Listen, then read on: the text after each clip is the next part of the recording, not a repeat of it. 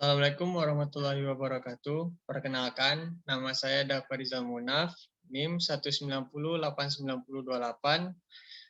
berasal dari jurusan Kesehatan dan Rekreasi Fakultas Ilmu Keolahragaan, Universitas Negeri Padang. Di sini saya akan melaksanakan tugas UTS dari mata kuliah seminar yang diampu oleh dosen Bapak Dr. Andes Hanif Badri, MPD.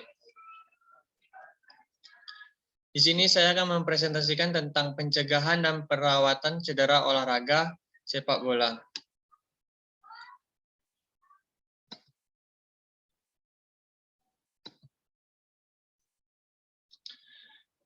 Salah satu bentuk penanganan dan pencegahan cedera olahraga pada sepak bola yaitu ada yang kita biasa kenal dengan P3K, yaitu pertolongan pertama pada kecelakaan.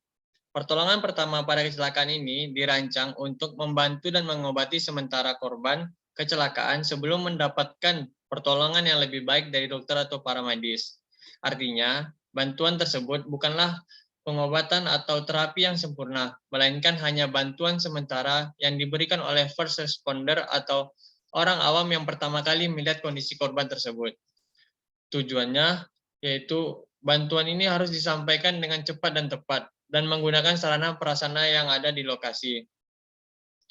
Namun, bantuan ini harus disampaikan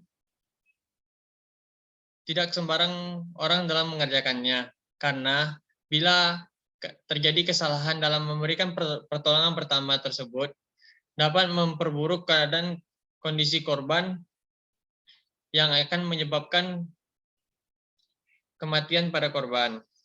Jadi pertolongan pertama tersebut artinya kita harus tetap membawa korban ke dokter atau rumah sakit terdekat untuk pertolongan lebih lanjut dan memastikan korban mendapatkan pertolongan yang lebih dibutuhkan di sana. Pada presentasi saya kali ini, rumusan masalah yang saya ambil yaitu tentang bagaimana bentuk pertolongan pertama untuk batuk dan muntah darah. Yang kedua yaitu ada bagaimana mekanisme penanganan apabila ada benda asing yang masuk ke dalam tubuh.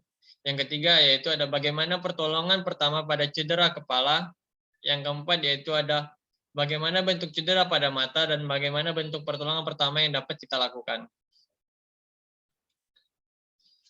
Tujuannya saya mengambil judul kali ini yaitu agar pembaca tahu bagaimana memberikan pertolongan pertama pada kecelakaan yang di tempat kejadian dengan cepat dan tepat. Yang kedua yaitu mencegah terjadinya kesalahan saat memberikan pertolongan jika terjadi kecelakaan dan mencegah penurunan kondisi badan atau cacat. Yang ketiga yaitu ada meminimalisir kesalahan yang terjadi. Kita langsung masuk ke cedera yang sering beredar di sepak bola yaitu pertolongan pertama pada batuk darah dan muntah darah. Batuk darah. Batuk berdarah secara ilmiah disebut dengan hemoptysis, di mana hemoptysis ini merupakan suatu keadaan di mana seseorang mengalami batuk yang disertai darah. Batuk berdarah berbeda dengan batuk muntah berdarah. Batuk berdarah merupakan keluarnya darah dari saluran napas, sedangkan muntah darah merupakan keluarnya darah dari saluran pencernaan bagian atas. Gejala sebelum darah ini keluar dari mulut biasanya berbeda. Pada batuk berdarah, gejala awalnya yaitu nyeri pada dada, rasa ingin batuk dan tidak enak di tenggorokan. Sedangkan pada muntah berdarah, gejala saluran pencernaan lebih mendominasi, seperti nyeri perut, perut bengkak, dan mual. Jadi perbedaan antara mereka tersebut yang sering terjadi dalam olahraga sepak bola yaitu adalah batuk berdarah. Gimana batuk berdarah itu bisa terjadi? Karena pada keadaan kondisi suatu pemain di lapangan sedang bermain, ada di mana dada pemain biasanya bisa terhentak atau dihantam oleh tubuh pemain lawan atau gimana pun yang terjadi, itu akan memberikan rasa nyeri pada dada tersebut dan ini yang akan memberikan tekanan pada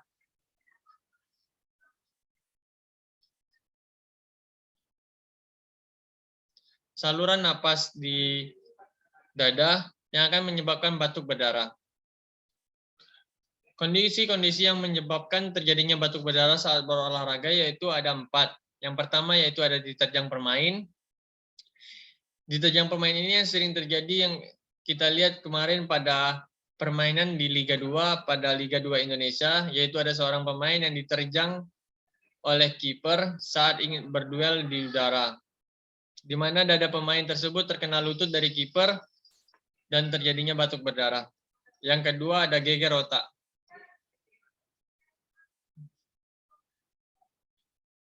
Geger otak ini bisa disebabkan oleh benturan kepala yang terlalu keras saat kita sedang berduel di udara. Ini terjadi pada pemain Tottenham yaitu Vertonghen, di mana yang diawali dengan gejala hidung berdarah, lalu dengan minimnya pengecekan dari tim medis tersebut yang ternyata Vertonghen terkena gejala gegar otak. Yang ketiga ada contohnya bronkitis, dan yang keempat ada sesak napas akibat udara sekitar. Di mana kita lihat pada pertandingan-pertandingan besar di dalam olahraga sepak bola, ada udara-udara yang disebabkan oleh flare atau asap-asap yang disebabkan berasal dari penonton. Yang itu sangat mengganggu sistem pernapasan pada para pemain yang sedang bertensi tinggi di lapangan dan membutuhkan oksigen yang sangat banyak, sehingga menyebabkan sesak napas yang bisa menyebabkan batuk berdarah. Jadi pertolongan pertama yang bisa diberikan kepada pemain yaitu adalah menenangkan pasien pemain, mengatur posisi pemain, mengukur tekanan darah pemain, dan dapat diberikan oralit guna mengganti cairan yang dikeluarkan. Dalam prosedur olahraga juga diberikan dalam memberikan pertolongan pertama, yaitu prosedur pertama membawa pemain ke tepi lapangan dan dijemput di ambulan bila itu sangat emergensi. Masuk ke pembahasan yang kedua, yaitu benda yang masuk ke dalam tubuh saat kita berada dalam permainan sepak bola. Biasanya benda-benda di sekitar lapangan juga bisa menyebabkan kecelakaan yang terjadi pada tubuh kita sendiri tanpa kita sadari dan tanpa kita awasi. Itu seperti kecelakaan yang datang tiba-tiba saja. Yang pertama ada pada leher. Pada leher dalam sepak bola biasanya terjadi sikut menyikut dalam antar pemain ya, sehingga tertekan pada bagian jakun. Itu menyebabkan pemain sulit bernapas. Yang kedua pada kulit. Kulit bisa tertusuk benda tiang yang di tepi-tepi lapangan atau batuan-batuan yang ada di lapangan. Yang ketiga ada mata. Pada mata biasanya terjadi kemasukan rumput atau tanah yang di lapangan. Pada hidung yaitu bisa kita lihat kemasukan benda di sekitar lapangan seperti debu-debu atau pasir-pasir yang naik ke atas lapangan. Kita masuk ke permasalahan yang ketiga yaitu cedera kepala. Cedera kepala adalah trauma capitis. Adalah cedera mekanik yang secara langsung maupun tidak langsung mengenai kepala yang mengakibatkan luka di kulit kepala, fraktur tulang tengkorak, robekan selaput otak, dan kerusakan jaringan otak itu sendiri, serta mengakibatkan gangguan neurologis. Dalam olahraga sepak bola, biasanya cedera kepala ini terjadi oleh 3 hal penyebab, yaitu yang pertama ada beradu sundulan sesama pemain, terkena sikut pemain, atau terjatuh dan terbentur kepala pemain terhadap kondisi lapangan.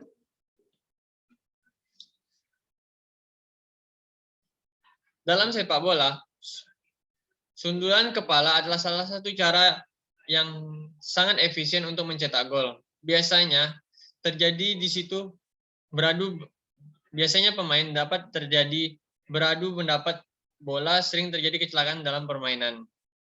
Jenis-jenis cedera kepala. Yang pertama ada hematoma, yang kedua ada geger otak, yang ketiga ada pembengkakan, yang keempat ada fraktur tengkorak, yang kelima cedera aksonal difus, yang keenam ada cedera kepala ringan, dan yang ketujuh ada cedera kepala berat. Sebagai contoh yang bisa kita ambil yaitu pada pemain Liverpool yang beradu saat di udara, beradu dengan pemain lawan yang mengakibatkan tulang pelipisnya terrobek. Penanganan yang dapat kita berikan pada cedera kepala yaitu yang pertama bisa diminta untuk melakukan tes mengetahui tingkat keparahannya. Itu ada menjadi beberapa tes sesuai prosedurnya. Dan jika ada luka, dokter akan membantu Anda mengobati luka tersebut terlebih dahulu. Dan pada yang ketiga yaitu bantuan pernapasan atau operasi otak mungkin akan diberikan jika itu berpengaruh. Yang keempat yaitu ada cedera pada mata. Dalam olahraga sepak bola, penyebab cedera mata yaitu ada 4.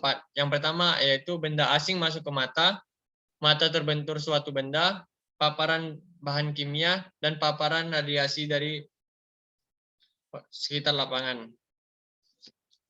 Penanganan yang dapat diberikan pada cedera mata pemain sepak bola yaitu tidak menggosok mata dengan tangan, karena bila pemain pun membantu menggosok dengan tangan yang berkeringat akan memperparah kondisi mata. Yang kedua yaitu adalah membasuh mata menggunakan air. Yang ketiga, bila terjadi kemasukan suatu bakteri atau gimana, pemain bisa mengompres mata. Dan yang keempat yaitu memeriksakan mata ke tim medis.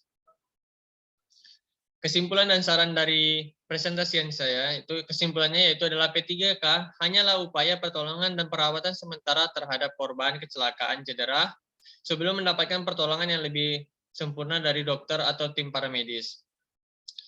Pertolongan pertama pada kecelakaan sifatnya sementara, artinya kita harus tetap membawa korban ke dokter atau ke rumah sakit terdekat untuk pertolongan lebih lanjut dan memastikan korban mendapatkan pertolongan yang dibutuhkan. Jadi,